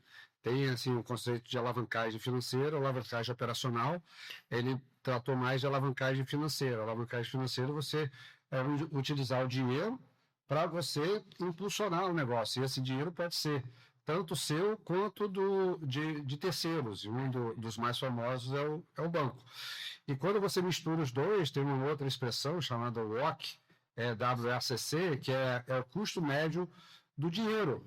Então, se eu invisto o meu dinheiro e eu consigo ter uma rentabilidade de 1% ou 1,5% ao mês, ao longo do ano eu tenho uma rentabilidade de uns 18%, 20%. Então, isso aqui, o meu dinheiro custa isso. Então, para eu botar no negócio, eu tenho que receber os 20% ou mais, porque é melhor deixar no banco, né? Sua definição está perfeita e nesse caso você ainda está considerando como se fosse uma aplicação. Isso. Ainda tem um caso do sócio que entrar com participação nos lucros daquele projeto. Nesse caso, sai ainda mais caro para a empresa. Sai mais caro. Porque no teu você não está comparando quase que juros. Ó, vou te pagar aqui para o sócio X e no banco seria Y, né? E ok, ainda não é tão diferente.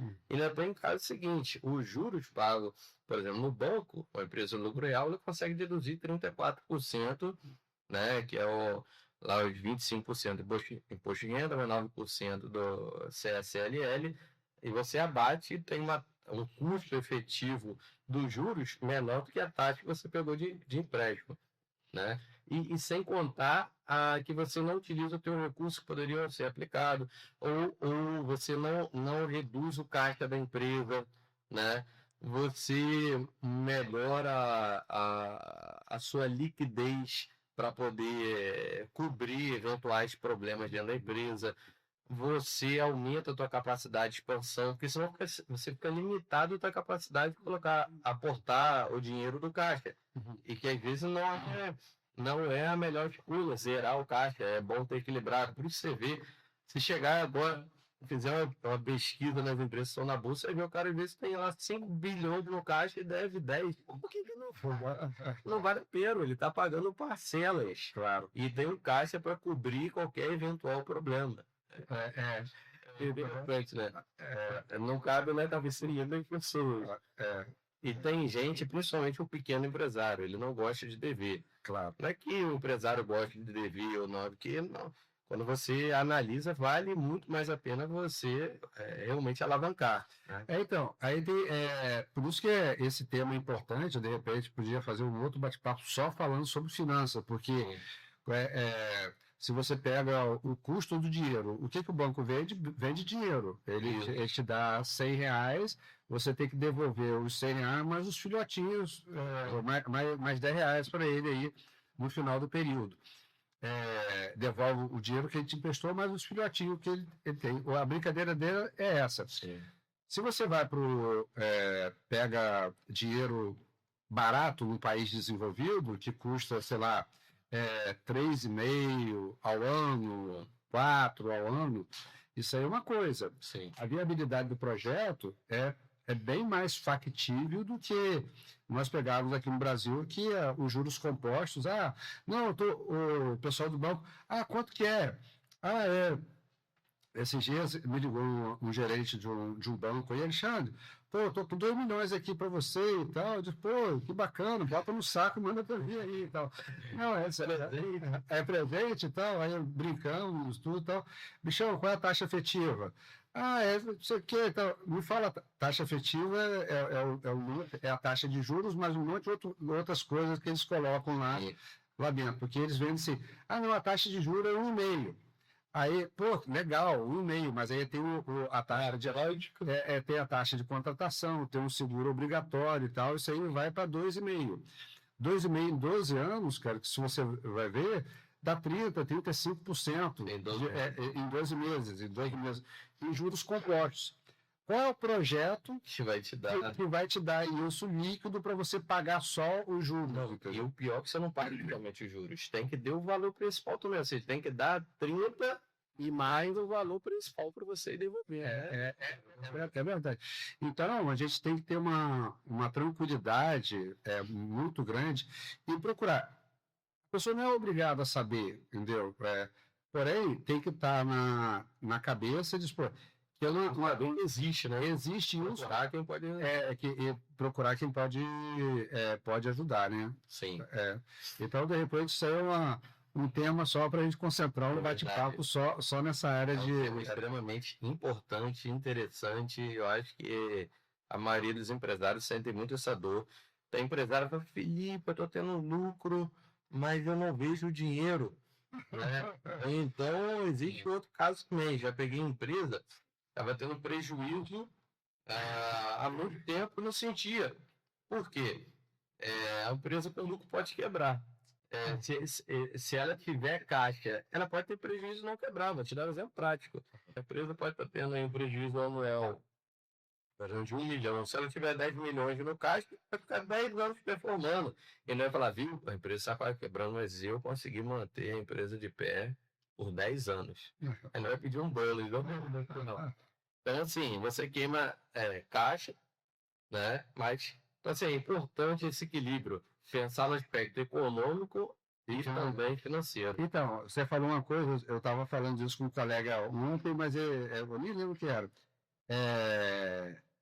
Como assim? Estava com esse colega em comum aí que a gente estava conversando antes. Você sabia que você falou que uma empresa pode quebrar dando lucro. Como é que é isso?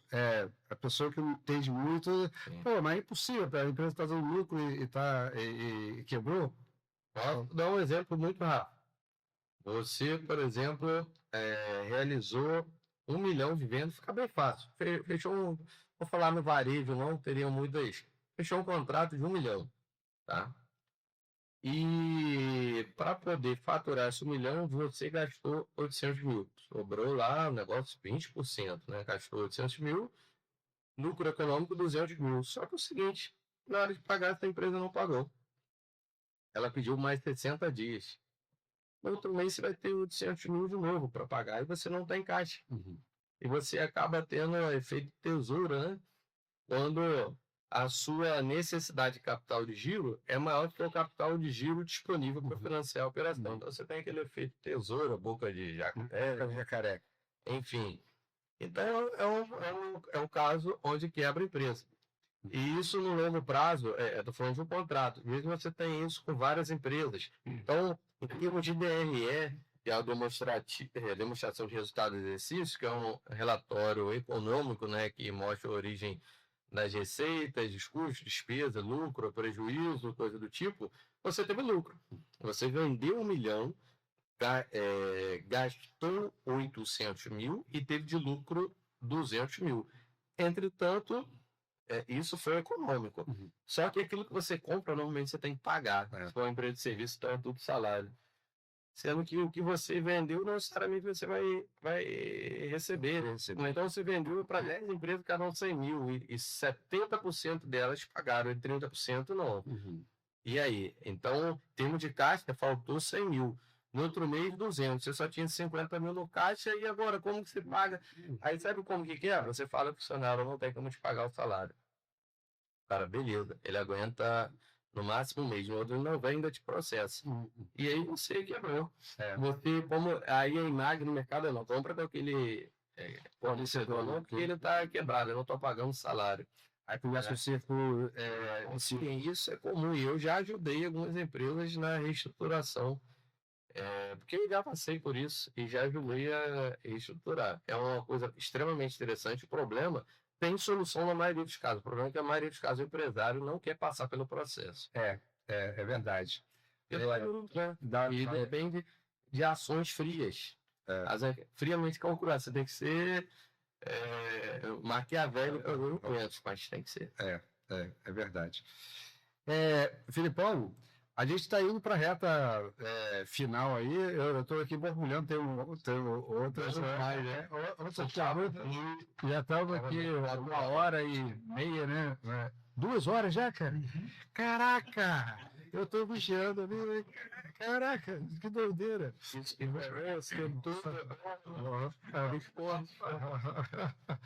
Caraca, eu estou concentrando ali e o tempo foi muito rápido, cara.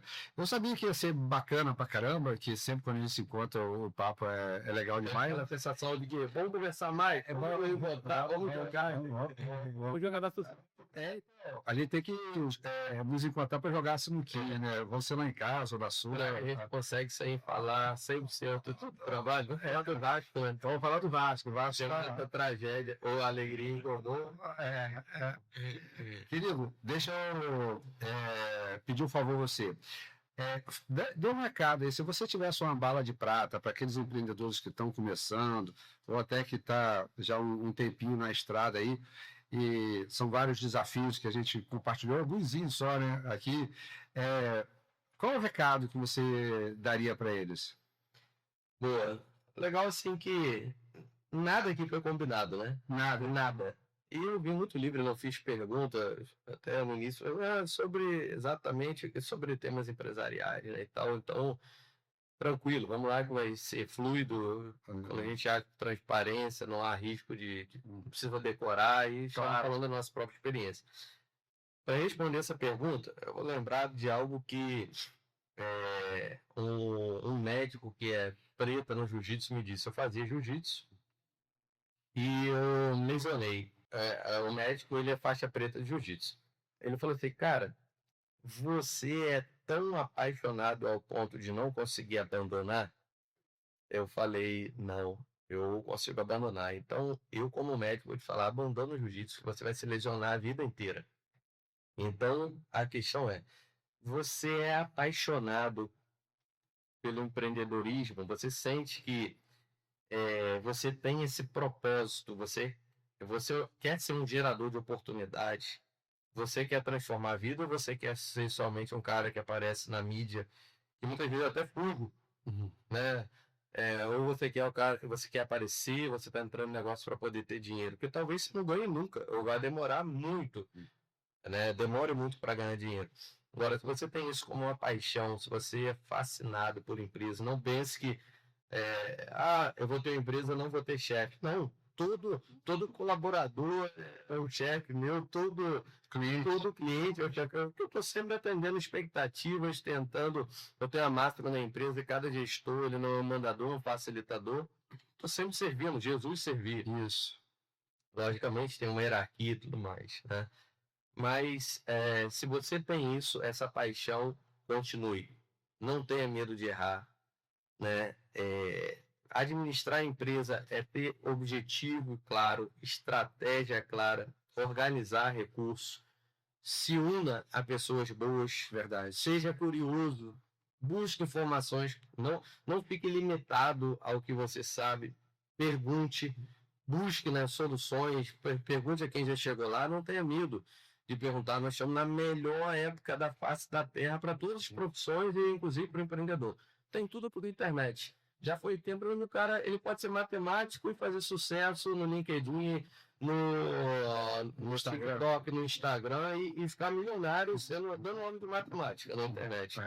Então, é preciso ter muita determinação, muita resiliência, precisa se adaptar. São várias palavras, não tem como, mas é preciso ter muita disciplina, foco, né? Acho que é por aí. Não desistir, né? Não abandonar, saber a hora também que tem que abandonar o barco, mas não abandonar por qualquer coisa, né? Primeiro desafio, os outros, socorro, joga lá, tem que suportar a pressão. Quando eu brinco lá, quando tá pegando, eu sei que eu consigo fazer isso, maturidade traz isso, né? Eu não falo vaidade, mas às vezes quando eu falo, cara, joga no meu peito. A gente sabe que suporta. Passa a bola, né? Joga no meu peito, grita aí, que eu sei que eu vou. Às vezes eu não tenho a solução do cara, eu vou ligar pro amigo, vou pesquisar. E acredite, você é capaz de fazer qualquer coisa, né? Eu creio, vou dar o meu conselho. Abaixo de Deus ou com a ajuda de Deus, né?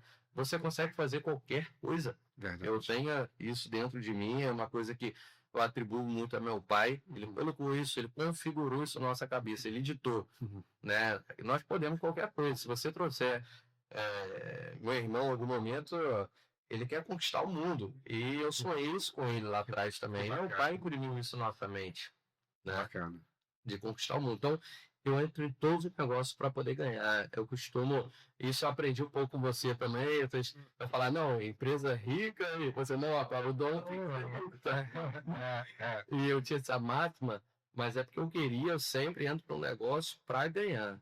E para ganhar ou não é consequente, mas eu só entro se eu acredito, entro para ganhar. Eu falei do concorrente, a gente não tem que ter foco no concorrente, mas não pode perder de vista e jamais ter medo. Claro. Não tive medo, pode ser o concorrente, a gente não tem medo. A gente faz para dentro, claro, né? Aqui é vai. Michel, obrigado, rapaz, por tudo. Rapaz, eu aprendi mais uma vez.